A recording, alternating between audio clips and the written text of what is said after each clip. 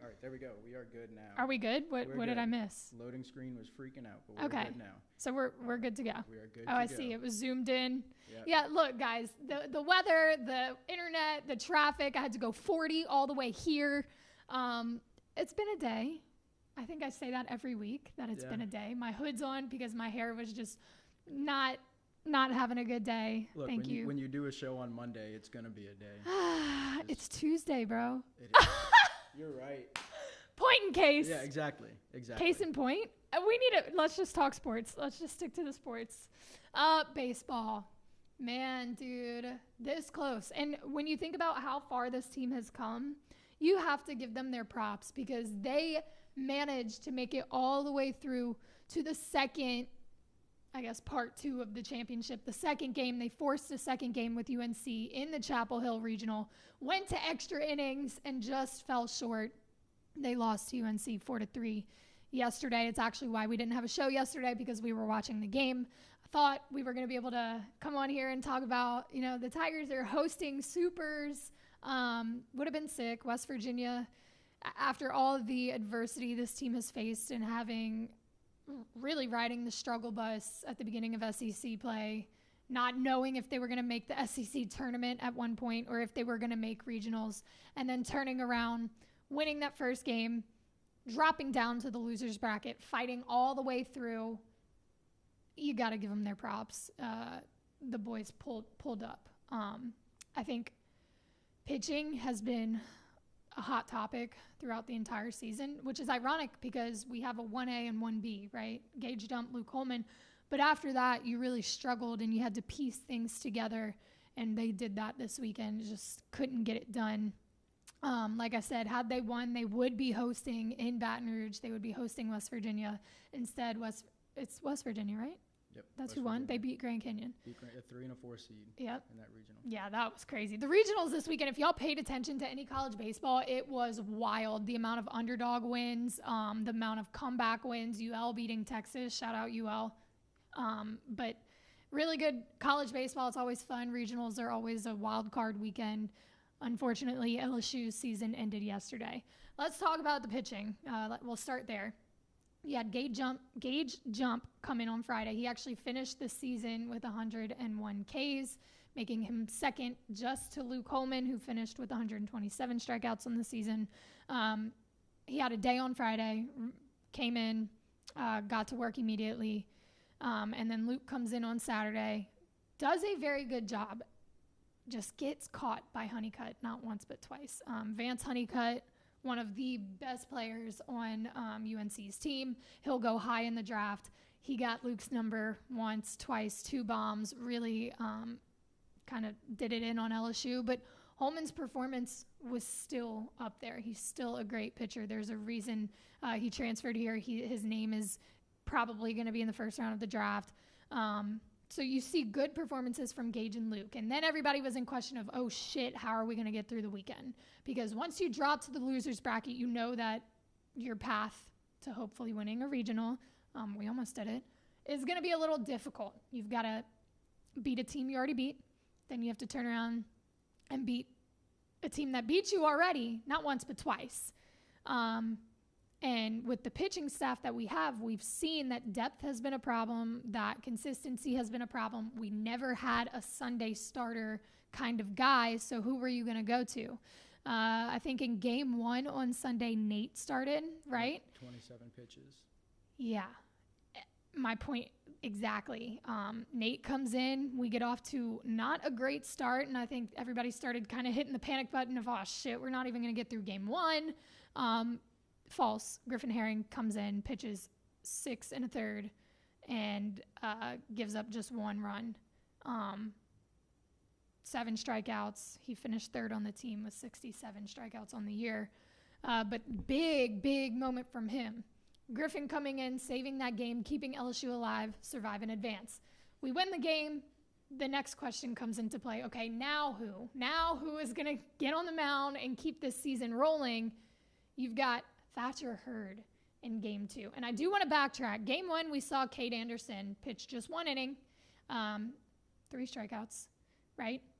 And then he comes in game 2 after Thatcher. But Let's talk about Thatcher for a second, because we saw him in the postseason last year, and he was a huge part of the national championship.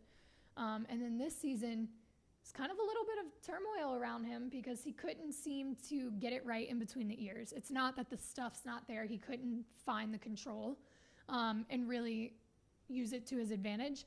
And we waited all season for Hurd to kind of step up. And we thought he was going to be the Sunday guy, and it never came to fruition. To see him come out in game 2 when you're fighting for your life, trying to make it through to the championship or to get to a second game of the championship, he steps up and goes 5 2/3, only allows 2 runs and has 6 strikeouts. And this is a guy that you either see go like 2 innings and get pulled, or he lasts a little bit and really holds it down. So to see him kind of finish the season on that note and his last outing for LSU be that was, I'm happy for the kid, right? You have to be happy for the kid. If you want to weigh in, Adam, I know this is your first time producing. You can absolutely weigh in. I tend to talk a lot. No, I mean, I think you really hit it on the head with Hurd because you said it. The stuff is there. It's just a matter of if it's there on the day that he's on the mound. Yep. And this weekend it was, but like you said, it's either 2 innings and he's out, you're down 3, or it's like it was this weekend and everything's great. Right. The only thing with Thatcher Hurd is that even when it's there, it seems like it just falls off a cliff, right? Bro. Like, it's not like it's like a walk and then a base. It's like base hit, walk, homer.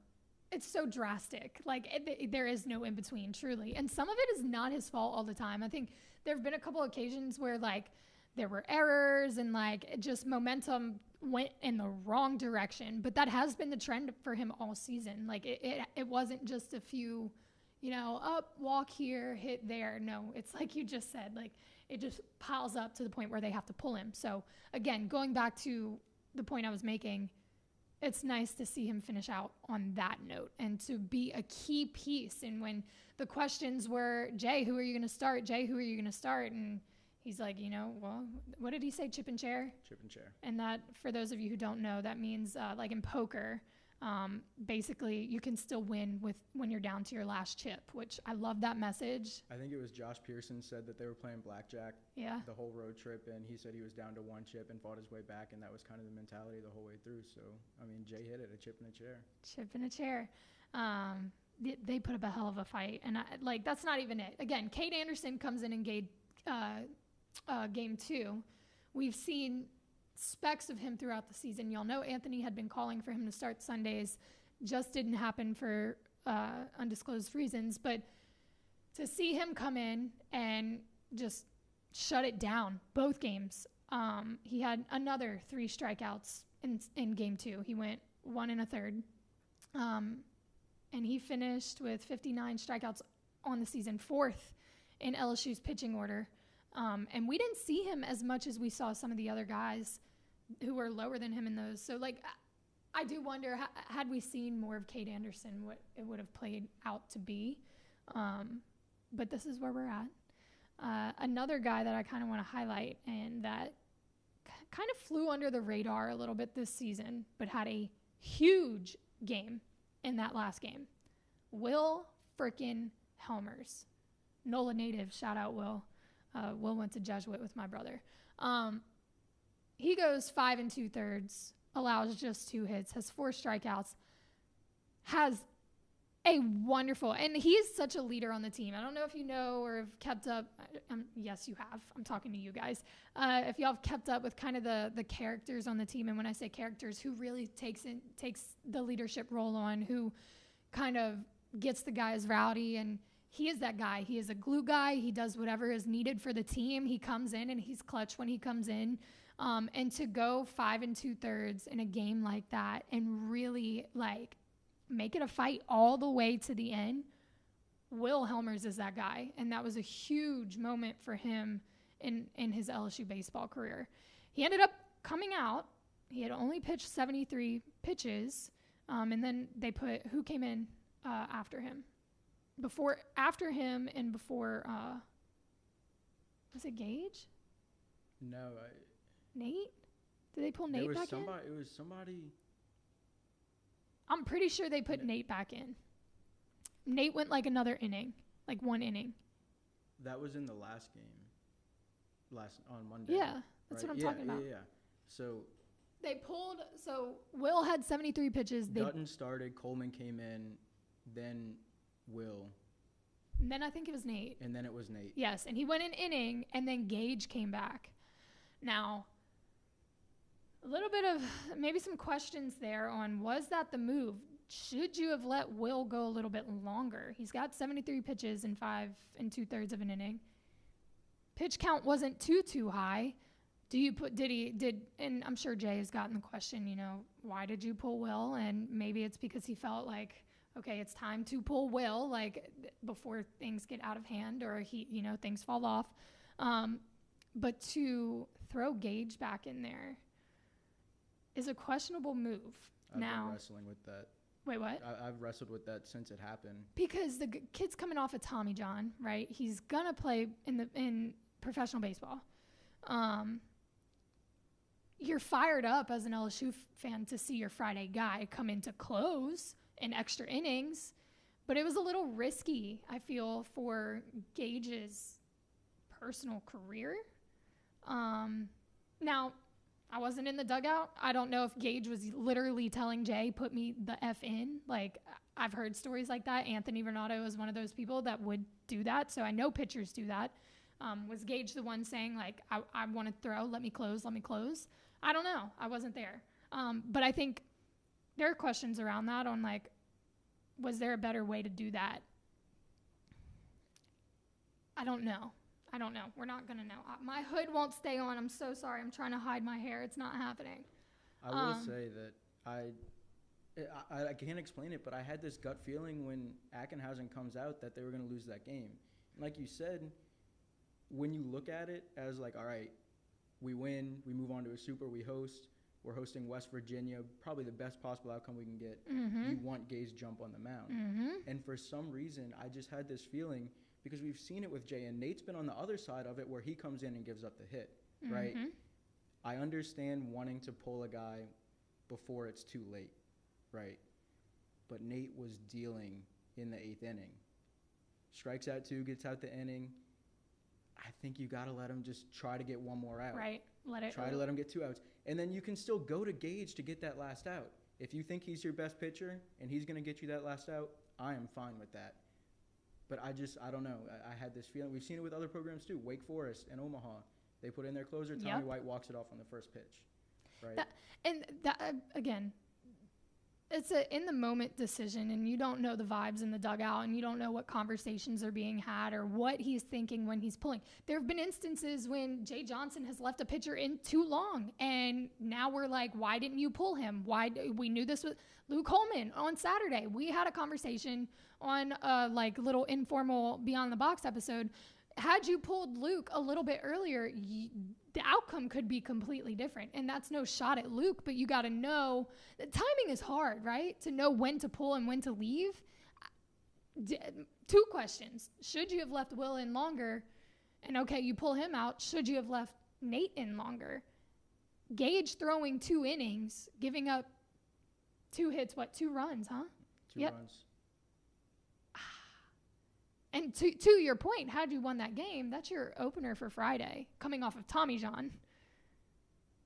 Right. Questions, fair questions. And, it can absolutely go the other way where you bring Nate back out and he gives up the double to lead off, right? Right. So when you look at it in hindsight, it's like, oh, well, maybe they shouldn't have done that. But like you said, there's no way of telling. No. The Luke one, I think, is a little more clear of, all right, pull the guy. Yep. He's at 100 pitches. Honeycutt already hit the 3-run homer. Definitely should have pulled him. But to Jay's, to back him up, that's a tough call to make. Given the track record of the season and what's happened with Nate previously. I mean, the day before, what happened with 27 pitches and he has to get pulled.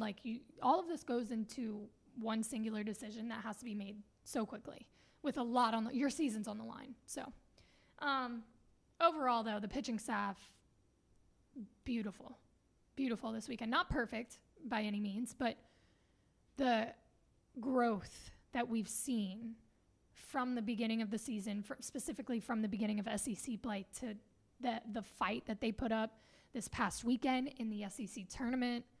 Come on, give it to him. And then switching over to the offense, you saw Stephen Milam come to life, really. And not that he hadn't been a big part of the offense throughout the year, but like the walk-offs in game one. I mean, the walk-off in game one. By the way, I put a little social piece out there, but the man hit 2 bombs from each side of the plate. One was a walk-off. What? It was the purple tiger stripes. I am convinced. The hair, if you haven't seen Stephen Milam's hair, he has purple tiger stripes on bleach blonde hair. It's a very interesting look, but I've learned that postseason baseball, that's like a trend. One of the guys on Kentucky had a blue mustache. Anything for a win, I guess. It's not my favorite look, but it worked. But Braswell in the SEC tournament, and he did a little bit here. You saw Travinski finally hit a bomb come through. Jared Jones with his hits, and the offense started to come to. Let me back up a little bit. You would have liked to see a little bit more timely hitting, not leaving as many runners on base and taking advantage of some of the positions that we were in. But you did see a lot of good performances from some guys. Josh Pearson coming in clutch in that last game and putting LSU on the board early. We talked about, it's going to be important to get the momentum going early if you want to make a run at a super. And Josh did that in the last game. I'm going to say this, and I feel like I'm going to get some shit for it. But Tommy White was not crazy in the regional. No, he wasn't. And you could tell he was frustrated with himself, too. Oh, yeah. He was cursing up a storm on TV. I mean, it's baseball, right? Like, you're gonna have a slump here and there, and it's just the timing of it. And, I mean, like, as a fan, you're sitting there watching it, and he's swinging at something out of his eyes. And, all right, Tommy, what are you doing? Yeah, because he wanted to so bad. He knows what he's capable of. It's so frustrating when you know that you really are the offense for a team, and you're trying, and you just can't get it to go. Like, there were a few balls, like, they were close. Or freaking he had like a little bloop that it just very unfortunate for him. He just couldn't get it going, but his bat wasn't super present in the regional. Had it been, LSU's and Supers, no-brainer. For sure. That's not his fault, though. This is the nature of the game. I do want to say, though, I looked at his stats from last season to this season. And there's a drastic difference, but granted, think about the lineup he was in last year. The biggest difference, and so last year he had a 3.74 average. He hit 24 home runs, 725 slugging percentage, and 105 RBI. Was he? I want to say he led. He was college definitely baseball. Like top 2 or 3. Yeah, with the most ribbies last year. This year he batted .330 on the season, still had 24 bombs, 638 slugging percentage, and only 70 ribbies. And that shows you, like, he didn't have teammates on base to rack up that RBI number. I think part of that is being in the leadoff spot. That too, for sure. So you take into account, one, the offense wasn't as high-powered, and base hits were not a trend for this year's team. Like, clutch base hits, like stringing them together. That wasn't our thing. It wasn't. Somebody would go yard. I mean, what game was it? All of our, and Friday's game, all of our runs came off of home runs. Like, that 4 was solo shots. And what's so funny is at the beginning of the year, Gage Johnson was like, don't expect to see a whole bunch of bombs. And ironically enough, LSU's hitting solo bomb after solo bomb. But take into account, one, he's in the leadoff position. So having as many RBI as he did last year, a little difficult. And then 2, you have a completely different lineup. So stats a little lower this year, not to say that he's not the same great player. 70's not that's not a slouch at third base, you know. Like, if you don't compare to what he had last season, the numbers on the season this year still incredible. And the difference in the way that he played defense last year to this year. He had, 4 errors all of this season? Yeah. 3 or 4? And he made himself millions of dollars this season. Solely on defense. At third base. Yep. Solely on defense. Kind of bittersweet, you know. He wasn't here long, but he made a huge difference. He was part of the national championship team. And now he'll he'll be on his way, unfortunately. So you already know Gage Johnson is finna hit that transfer portal hard. Oh, yeah. Do you want to shout out, or not shout out, but give y'all some stats here? Stephen Milam was right behind Tommy in batting average. He batted .326 on the season. Braswell, .311, and Jones, .301. So those were your hitters this season. But going back to, okay, so you kind of know where your holes are. You kind of know what you need to go out and get. There's some pitching things that need to happen, obviously, with is Gage is he's red shirt? No. He definitely has eligibility, but I know he's also probably a top 60 pick. He's at least projected top 60. Okay, so yeah, last year we talked about, it's not a what's it called? Rebuild. It's a reload. No, this year might be a rebuild. This year might be a rebuild. You're losing probably your two aces. You clearly need some depth and some help in the pitching scenario to begin with. Now, granted, Chase Shores was out the whole season from Tommy John, so he'll be back, which will be a nice addition to actually see him go out there. And then you've already got people saying they're transferring. Micah Bucknam, a pitcher, came out today. He's transferring. He entered the transfer portal. That's going to happen a lot. I think you're going to see a lot of guys actually transfer this year. But don't worry. Jay's going to be right on it. I'd be surprised if he's not already. Jay's already on it. Yeah, that's what you hear the story. They lost in the regional, and he sees Paul Skeens is in the portal like right after the game and goes and gets him. You heard about Braswell last year. Immediately. As soon as he entered the portal, he's on campus the next day. He didn't take a day off. They lost that game. He said what he needed to say to the team, how he was proud, and talked to the media about how he was proud. And I guarantee you, that man went home, ate, and then got right back to work. I guarantee it. So we'll keep track of everything. But I am curious to see what he targets, who he targets, and who he brings in here.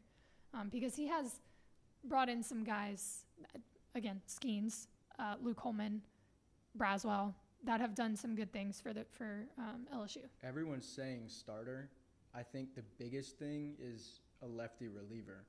Because they were saying on the broadcast over the weekend that Griffin Herring is going to be in the lineup next week as a starter. He's going to be in the weekend rotation. You mentioned Chase Shores. Maybe Cade Anderson is that third guy. Yeah. You got Ackenhausen gone. If Herring's starting, you don't really have a lefty that's going to come in at the bullpen like Griffin Herring this year. That's why he didn't start this year, because you needed a lefty reliever, right? And he's too valuable. So I think that's going to be the biggest thing for them this year. And then obviously you're going to get an infielder somewhere to replace Tommy. Not replace Tommy, but a guy who's going to play third base for you. I was going to say, I don't know that you replace Tommy, but you still need a third baseman. So there's that. But no, to your point with Griffin not starting, we had that conversation a couple weeks ago at Modesto when we were talking about, and God, we talked about it so much throughout the season. Who's the Sunday guy? We say it's Cade. Cade's not getting the start. So who is this mother effing Hood? Who's the Sunday guy? We talked about Griffin. I think some people in the chat were saying Griffin Herring should start, and Anthony brought up the same exact point that you just said. He is more valuable coming out of the bullpen than he would be starting. You can piece together, and that's what we essentially ended up doing, especially towards the end of the season. But you can piece together pitching on Sunday. You got to have that, and I think you need more of it. So we'll see. Again, Jay Johnson has already gotten to work, no doubt. Baseball, we're done with baseball. That's crazy. We did a lot of baseball coverage this year. Like I said, we'll keep y'all posted on everything Jay's doing and the moves, and we'll still talk about baseball on Valley Vision, but no more Beyond the Box for now. RIP season 1. It's okay. We'll be back. Don't worry. Switching over, speaking of things ending, Kiya Johnson has officially retired as an LSU gymnast. She made the announcement today that, she's ready to be an LSU fan, and no more gym for her, which bittersweet. She had such a great career and a lot of ups and downs, and we were lucky enough here, not just on Valley Vision, but on Up and In. Anthony and I both got to talk to her separately about, what her career has looked like, what her journey has looked like, the adversity she's faced, her purpose, and she is such a beautiful soul. She's a great person. So to see this chapter wrap up for her, it's bittersweet, especially as an LSU fan. She came in, and remember, last season, she had that Achilles tear that put her out, and she was done. She comes back this season and just becomes an anchor, for this team, just all around, breaking team records, win after win. She ends on a natty. It's storybook ending for Kiya. I think that's part of the decision to hang it up, to be done. But super excited to see what she takes on next. If you've watched Valley Vision, that interview with her, she did mention that she's interested in sports media. So guess who will be in her phone tomorrow? Kiya, if you see this, expect a text from me tomorrow about making some content. But congratulations on a wonderful career. Definitely will be one of the names that go down in the LSU Gymnastics history books. And it's going to be hard to replace her. Again, you don't replace greats. You simply find more and add to that legacy and continue to build the LSU legacy that we are so lucky to talk about almost every day. It's the person, too. Kiya Johnson, I went and filmed a gymnastics practice a couple years back, and that was maybe on a Tuesday. Friday, I go cover the meet, and she walks up to me in the middle of the meet while they're competing and says, "Hey, you were in the gym earlier this week. You came and filmed practice, right?" Every meet after that, she would come talk to me, always had the biggest smile. You just can't, like you were saying with Will Helmers, you can't replace those people on your team. Right. It's very difficult. We've seen so many of those types of athletes come through LSU, and they're all over college sports, but when their character is just as good as how they perform on the court or field or mat, you want to root for them even more. She is one of those people that is personable, and she does her thing, performs for the team, is an asset to the sport. But even as media, to be so respectful and kind and go out of her way to make you feel seen and appreciated, and she's done that time after time. I had texted her, we forgot to get her to sign something, and it was days later after an interview, and I was like, "Hey, I'm so sorry, do you mind swinging by?" And yeah, no problem. She goes out of her way for others, and it's not this I'm above everyone else, I don't need to do that, that doesn't benefit me. Not at all. She's super selfless. We talked to her about her purpose and kind of how she looks at life, and that was a big theme that she kind of exemplified. She didn't say it, but the way that she speaks and the way that she carries herself, very, very good person. Very good person. So again, congratulations on a wonderful LSU career. Very excited to see how you change the game moving forward. We have Tiger Tea. I don't know, back in the day we used to do a segment called Tiger Tea. We got away from it because a lot of moving parts happened and whatever. But this felt like the perfect topic to get right back into this segment. Tiger Tea. Who's it involve? Angel frickin' Reese. Of course it does. Of course it does. Angel is back in the headlines. Does she ever leave the headlines? No, because everyone is invested in her career. This time, though, it wasn't necessarily an accomplishment or anything really involving her to begin with. If you've watched any sports media show on anything, any platform, you've probably been made aware of the incident that happened in the Sky Fever game between Caitlin Clark and Cheneddy Carter. There's footage of Caitlin about to receive an inbound pass, and Cheneddy hip checks her, and Caitlin falls out. There were some words said. If you mouth read, it looks like there were some curse words said, some shit talking, but we don't know what was said. First off, I do want to emphasize that the media, specifically social media, decides to pick a specific clip and run with the storyline. First off. So we don't know what was said at this point. This clip goes viral, and now the media has latched on, and like vampires, they are just sucking the life out of it. And let's get all kinds of reactions and talk about it on First Take and have a 40-minute fight on First Take with no commercial breaks because we can. there's a lot to unpack here. They then ask Kennedy, the media I'm talking about, they asked Cheneddy Carter what the deal was. She refused to speak to the media. The foul was upgraded 2 days later to a flagrant one, right? So this game has happened now. Today's Tuesday. This game, it was on Saturday, right? Right. 3 days later, we're still talking about this one specific foul.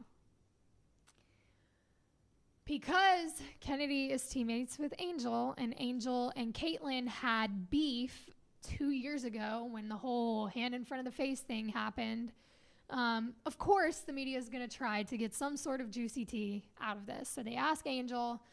Angel gets fined $1,000 after the game for not doing a media appearance. Okay, she wants to avoid exactly what she knew was coming that inevitably ended up happening anyway. She ends up speaking out. And the quote that has been floating around social media is something along the lines of, it's not just one person that has grown the game, it's me too. People have latched onto that and run with it, painting her in a bad light. If you look at the entire quote, she's more so talking about the coverage that this one foul is getting. She refers to herself being checked in another game by another person and no one blinked twice at it. And she's speaking out about how the media is taking a storyline and essentially running with it and kind of removing the importance of growing the game and turning it, they're now pitting women against each other at the end of the day. I understand, yes, the foul was probably flagrant, a little bit uncalled for. Now, Kennedy ended up coming out to the media, said she didn't regret it. She's a competitor, and during the game, like, that's how it's going to go. After the game, it's all love. That's what she said. We don't know the ins and outs of that relationship or whether her intention was to be mean to Caitlin. Come on, grow up. But now it has escalated to, we're not even looking at these women as athletes. We're going to look at ways to pit them against each other. And we're going to take bits and pieces of how they speak to the media and bits and pieces of what happened in a game to turn it into a viral moment that we can talk about for a week and get views. That is what this has turned into. Now, there have been moments in the NBA where shit like this has happened and it's talked about for a little bit and then it's like, go. But now here we are 3 days later, and I will guarantee I will actually put money on it that this same clip is played at least for 3 more days on ESPN because it's views. I'm not going to take a side here. Sports are sports. If it was uncalled for, it was uncalled for. That's why it is a flagrant one. Okay. Elbow checks. Basketball is a physical sport. This wasn't happening during play, right? It was in between plays. The clock was stopped. The ball was not in play. Was it a bit too much? Probably. One, I'm going to say, things get heated in a game, okay? You see it all the time. It's part of why we as humans are actually invested in sports. We like to see the passion. We like to see people react. Just seriously, imagine sports without any of that. It'd be really freaking boring to not see celebrations, to not see a little bit of... It's why people get so excited for hockey fights. It's why people get so excited when both benches clear in baseball games. It's why you're naturally drawn to it. It's part of the game. It is a competitor attitude. I'm not saying what she did was right, first and foremost. My biggest issue is that we're still talking about it and we're making it a bigger issue than it needs to be. Leave them alone, okay? Ask the question after the game about it. If she doesn't want to answer, let it go. I understand the media is the media. We are a part of it. We have to find storylines and we have to talk about things that interest people and people are curious about. But come on, let them play. And to Angel's point, yes, Caitlin Clark is a huge part of how the WNBA has grown. Huge. The viewership has skyrocketed. You saw her own teammates as soon as she got drafted get so excited because they knew how she was going to change the game just solely because of the greatness that she acquired. Like what she did for college basketball and what she's doing for the WNBA right now, you cannot deny. Okay. But it isn't just her. So I understand Angel's point of view of saying this is getting out of hand because of she called out the media essentially, maybe not directly, but saying that because it's Caitlin Clark, y'all are going to hound on it and make it a bigger deal than it needs to be. And there are other people that have grown the game just as much, that have done a lot for the game, including myself, which she is not wrong. She is not wrong. She has also brought viewership. She's invited to the freaking Met Gala. Like, it's okay for her to say that she's had a part in the growth of the WNBA. That is not out of the box. Let her say that. I'm getting really heated up. Also, we don't have AC in this studio right now, so I'm turning red and I'm sweating a little bit. I'm going to take a chill pill. Let it go. Let it go. Stop trying to paint people in a bad light. The same thing happened to Angel 2 years ago with the whole hand in the face. And then months later, you know, both of them came out and they were like, y'all made this something that it was not. It was competition. It was competitor attitude. You know, Caitlin made comments to Angel before that. The camera just so happened to get Angel doing this. And of course the storyline was painted and that's what they ran with. And now we're seeing it happen again. Ask a few questions, get a story, and then let it go. And stop using clips and bits and pieces to fit your narrative to get views. I'm off of my soapbox. That was your Tiger tea. Adam, do you want to weigh in? Because I just went. I mean, I'm not going to pick a side on it either. Yeah. But, yeah. I mean. Tread lightly. I'm just kidding. Seriously. The one thing that did kind of catch me off guard was when Cheneddy came out and said, like, what does she bring to the game other than three-point shooting?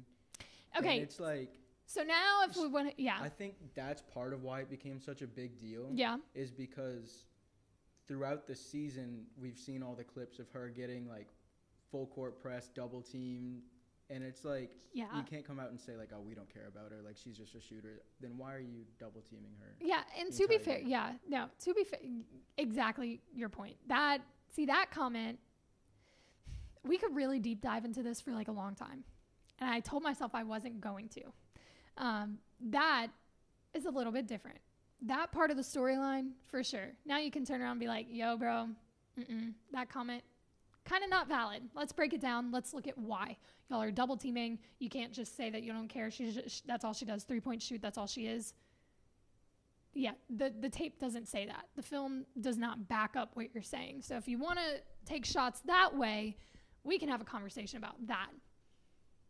But I think the media frenzy, and this is not the first time it's happened. It happens in every sport. I'm saying they as if we're not part of the media. We don't do that. We're the cool media. Yeah, we're the cool media. I'm a cool mom. Oh my God. I think the way that the media is trying to paint people in bad lighting and to pit women against each other is the issue that I have. Because if this was the first time it happened specifically between Angel and Caitlin, also Angel's not involved in the actual incident, but of course you pull somebody else in. If this were the first time, I think it would hit a little bit less, but because it's happened before 2 years ago after the national championship, because it happened this season where it was like you had to take a side and either Caitlin was doing more for college basketball or Angel was doing more for college basketball, and you've got people like Dave Portnoy coming out calling Angel a classless piece of shit, and you've got like, it doesn't need to be that way. It doesn't. You don't need to pick sides. You don't need to put one woman down because you support another. And the media is not helping that case.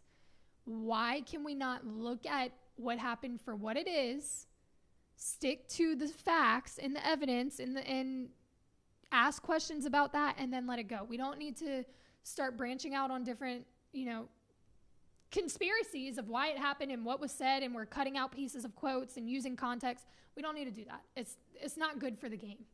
It might get some more eyes on it, but as far as for the game itself and for getting more women and people in general involved and wanting to watch the sport and caring about the sport, it's not good. Isn't that what we're trying to do? We're trying to grow the game and get more support for women's athletics. We're doing the opposite. We might be growing it, but not in the way we want to. And it's rough, too, because what happens with that now is the media is taking that because they know people are going to get into arguments about it. They're going to keep talking about it. So now that they see that it's working and people are, like, staying with it and engaging in it, it's just going to keep happening. Because you know? And what we see, and I get it. I get the strategy because sometimes we do it. Not to this level, but we'll ask polarizing questions to like viewers of like, get a conversation going because y'all, what pays us are analytics and views and numbers and likes and algorithm. That's all money for us, right? But I think at the end of the day, you have to decide ethics. Like, and we learn this in journalism school. Like, either you have ethics and you know when not to do something for views or for results, or you don't. And one example I remember and I think about quite often is the Kobe Bryant announcement when he died. His family didn't even know what had happened before the media ran with it and announced it.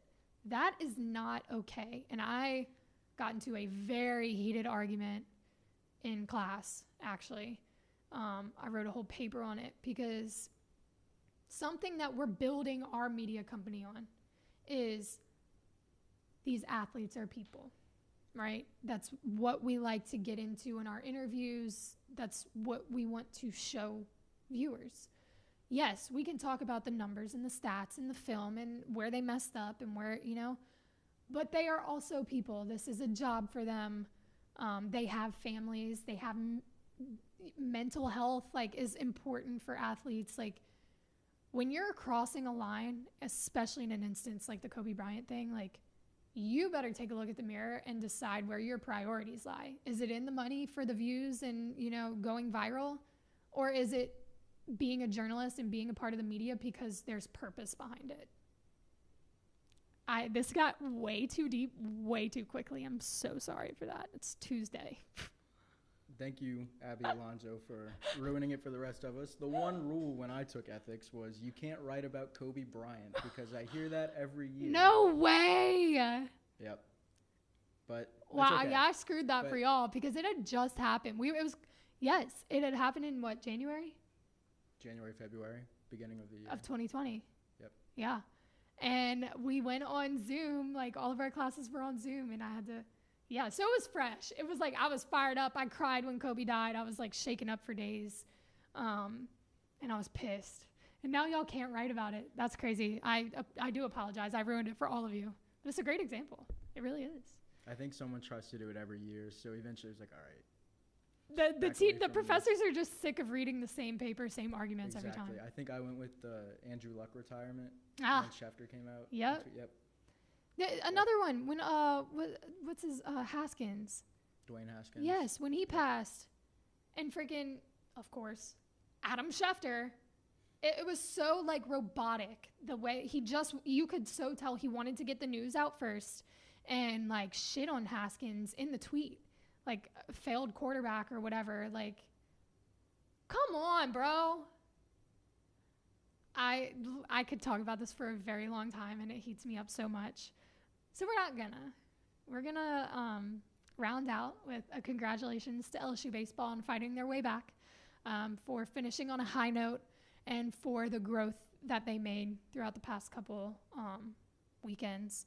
Shout out to LSU Softball, making it to supers. They fell to Stanford. They put up a hell of a fight, won game one, faced some of the best pitching in the country. I think, what's her face? That's not a proper way to refer to a person. Kennedy. I'm blank. Is it Kennedy her first name or her last name? Nigeri Kennedy. Okay. Yes. Goodness. Is up for Player of the Year. And they shut her down on Friday. Granted, Stanford came back in game 2 and 3 and shut LSU down, but shout out to LSU softball for getting this close, making a run at it. They had a great season, put up some great numbers, had some seniors on that team that are, again, going to go down in LSU softball history. Sierra Briggs, Allie Newland, Taylor Pleasance, some names that you'll remember for a long time. So flowers to them. And, of course, Kiya Johnson. Incredible career at LSU, not just as a gymnast on the mat, but as a role model for a lot of little girls that are looking up to you. So I think I gave everyone their flowers. I think that's all we have to do today. So. Maybe Will Helmers? I mean, you touched on baseball, but there's so many. Yeah, and Will for being a glue guy, for being a team leader, and for stepping up in the end of his LSU career. He wasn't on the postseason roster last year, if that's it's such an overplayed thing of like, well, today in NIL, but at the same time, he wasn't on the roster at the end of last year, right? And this is a guy who's throwing 95 miles an hour. He could have gone anywhere and been a major piece of somebody's bullpen. Says, you know what, I'm coming back. I love the school. I love this program. I'm going to come back. I'm going to completely change my arm angle, completely rework everything that I do to become a better pitcher for this program. And, I mean, for it to end that way is just awesome for him. We saw a lot of good this weekend. We did. Bittersweet good, because we saw a lot of careers end this weekend as well. But very proud to be covering LSU and to be an LSU fan at the end of the day. All right, we'll round out, but before I do, shout out to St. Rock. You already know, best vodka in the game. I say that with my whole chest. And yes, I've had Tito's. They are the official vodka of Bayou Traditions, the official collective of NILSU.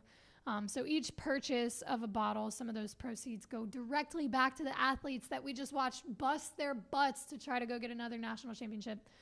So if you want to support the people that we watch on TV and root for and tweet about and cover on Tuesdays or Mondays most of the time, it's a great way to do it without having to spend a whole bunch of money, and you get something out of it. They've got great vodka for real. It's so smooth, and there's a little sugar taste after. So next time you're looking for some liquor to have a good time, go buy some St. Rock Bayou Traditions. It can be found in Total Wine, Calandras, pretty much your local liquor stores around Louisiana, Rouse's, and they've got some other good spirits too. And then also want to shout out Fresh Chef Kitchen for keeping me fueled throughout the week. I am blowing and going all the time, clearly getting stuck in traffic and going 40 on the interstate because of the rain. I don't have too much time to cook, and I don't really like to put bad food into my body. I do sometimes. Whataburger is calling my name right now. But Fresh Chef gets my meals to me every week, every Wednesday and Saturday. They're good. They're healthy. They're low carb because I asked for low carb. But it's a great way to stay on track if you just don't like to cook and don't want to keep eating fast food. So check out Fresh Chef. My code is in my bio on Instagram. It is Abby10, and it is 10% off of your first order. So check them out. We appreciate y'all, and we will see y'all soon.